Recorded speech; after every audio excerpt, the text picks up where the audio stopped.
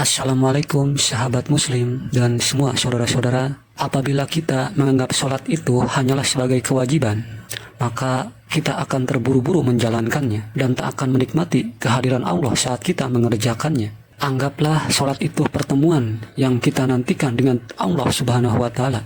Anggaplah sholat itu sebagai cara terbaik kita bercerita dengan Allah Subhanahu wa Ta'ala. Dan anggaplah sholat itu sebagai kondisi terbaik untuk kita mengadu segala keluh kesah yang kita miliki kepada Allah Subhanahu wa Ta'ala. Dan anggaplah sholat itu sebagaimana seriusnya kita dalam bermimpi.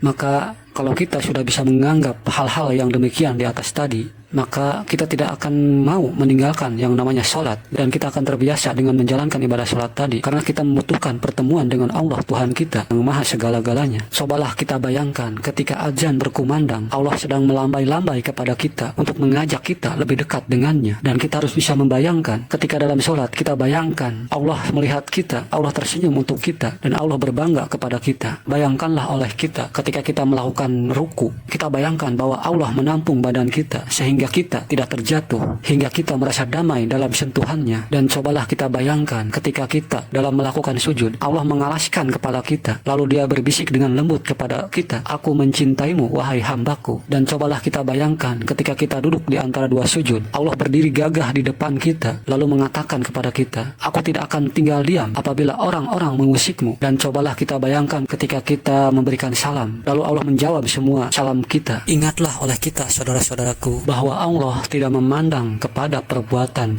ibadah kita ataupun gerakan-gerakan ibadah kita, tapi Allah lebih memandang kepada niat hati kita dan juga keikhlasan kita. Maka dari ini mari kita rubah pola pikir kita, baik dalam beribadah maupun baik dalam kehidupan sehari-hari, agar kita selalu mengingat kepada Allah Subhanahu wa Ta'ala dimanapun kita berada, karena sesungguhnya Allah itu sangat dekat dengan diri kita. Anggaplah sholat itu sebagai kebutuhan bagi kehidupan kita, karena kalau kita bisa memperbaiki sholat kita, maka Allah akan memperbaiki kehidupan kita. Tentunya akan lebih baik dari kehidupan yang sudah ada.